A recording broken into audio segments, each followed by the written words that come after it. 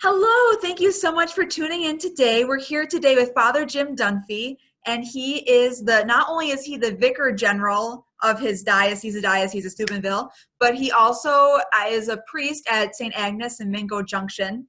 And it's fun because some of our sisters worked, well, a lot of our sisters worked in Mingo Junction, and my novice directress worked in Mingo Junction for a while as a teacher, and she always has fun stories to share about it. So it's nice to meet someone else from Mingo Junction. So thank you so much for being here, Fr Jim.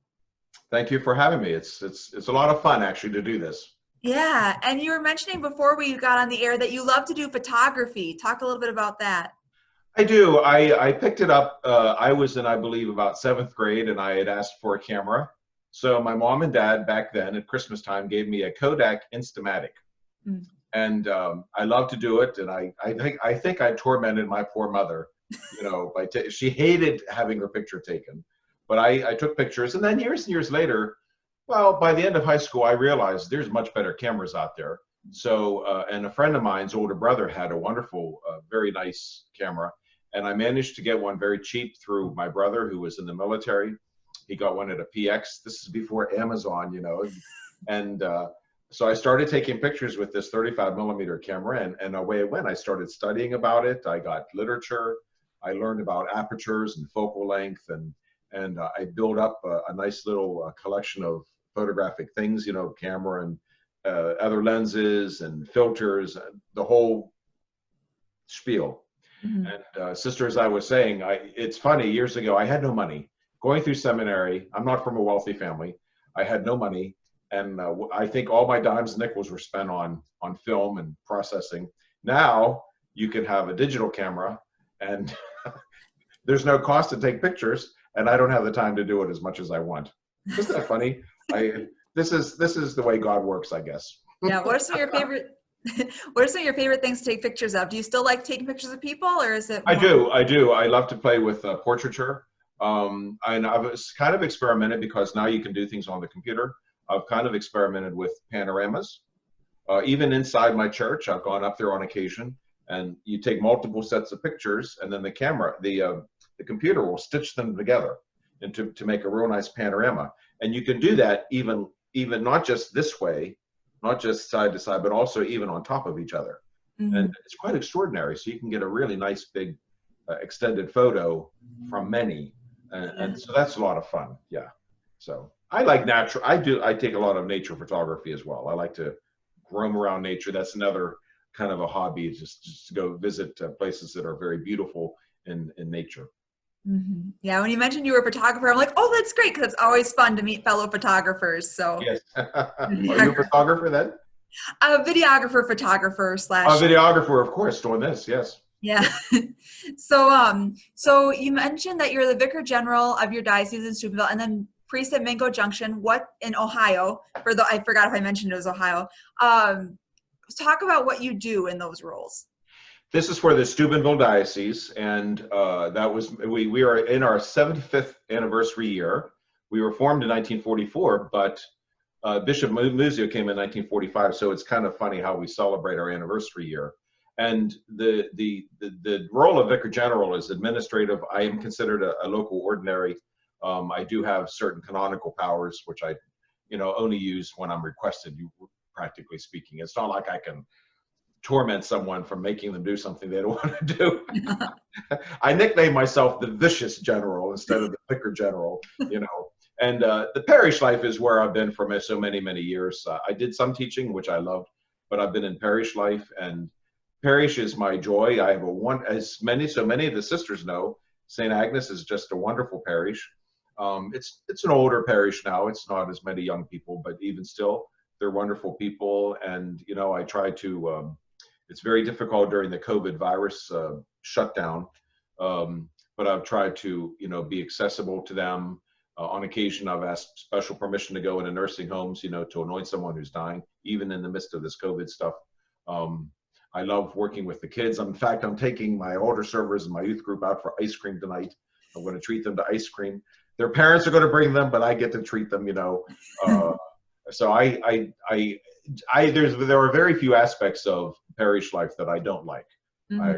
Maybe maybe the desk work is my least favorite, but everything else I enjoy, and I love doing it for the people. Mm-hmm. And how is it like working with our sisters when our sisters were in Mingo? Well, when they were here, I should say, I loved it. You know, we had a school, and I got along famously with the sisters. Sister June was was a DRE here, and you know, pastoral assistant. I'd give my right leg, you know, to have the sisters back. But things being what they are, you know, this is a declining. It's a rest town. If you were to look down past the church, oh, I got to go that way. Where am I going? Here we go. Things are reversed in the image. But if downhill from here, you would see the mill, and half of it's now destroyed. So it's a rest belt, and so it is a smaller community. But we do have children, and we send them to the Catholic school up in Steubenville. And but I miss the sisters immensely. Mm-hmm. I miss them immensely. Yeah. Even still, after all these years. Well, who knows? Maybe God will send us a bunch of vocations and we'll come back to Mingo Junction. I would love it. And, you know, it'd be nice to see more economy here, and we could buy back the school building and restart a school. I would be in seventh heaven, I think. So asking a little bit more about you, what made you, like, what was your call? Like, what made you feel like you were called to be a priest, and what was that journey like? Well, sister, I always connect this to my faith, of course. You can't have a vocation without faith. And there was a very, very powerful moment when I was young about my faith. And I didn't mention this to you at the beginning. I said I'm one of 6. I'm actually one of 7. I have a sister that died when I was 9.5 years old. She was 2.5. Mm-hmm. Oddly, I'm thinking about it a lot nowadays. She died of a virus, and it overwhelmed her. Probably today she might have been diagnosed with a immunological disorder. I don't know. Mm-hmm. But she acquired this virus and died within the space of a few hours. And that I was she was number 6 at the time. I now have yet another younger sister. And so that was a very critical moment, of course. And it was very much the faith of my mom at the time that I think really kind of helped me, at least, and my other sisters and my brother jump the hurdle of faith, you know, about this. So I very much tie this in. This was an awakening of faith for me. Along with my mom too, I acquired a very strong sense of God's providential care. That God, to quote another priest, but I love the line, it's very much my own, God never lets anything happen in the past that is not part of his loving plan for the future. Mm-hmm. Okay, that's God's providence. So God allows things sometimes to happen so the greater good may come out of it. So clearly that was a very, very much a strong part of my faith life. I also had, the pastor at the time was very good to us, and I think he must have seen something. He started encouraging me very gently, not very strongly, very gently. Just now and then he would say, you should consider the priesthood.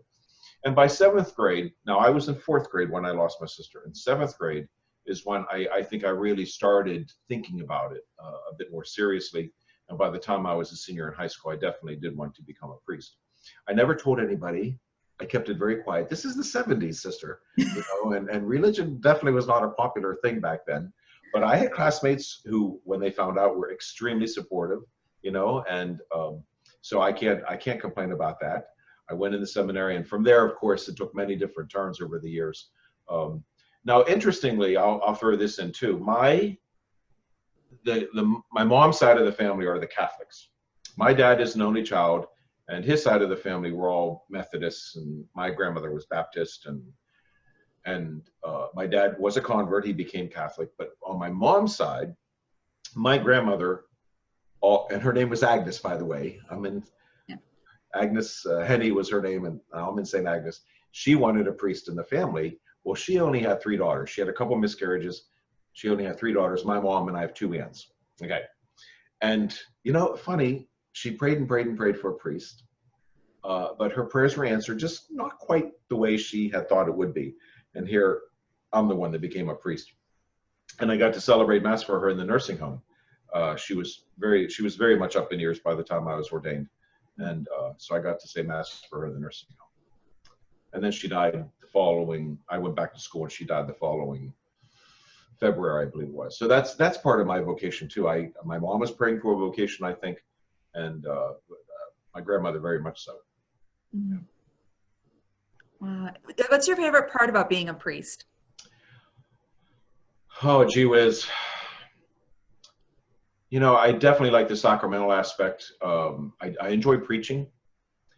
I don't always like writing the homily, you know, coming up with the ideas. Sometimes you really have to kind of really stretch your brain a little bit, really have to chew on it. I spend days thinking about the gospel readings, the Sunday's readings, the gospel and the first two readings.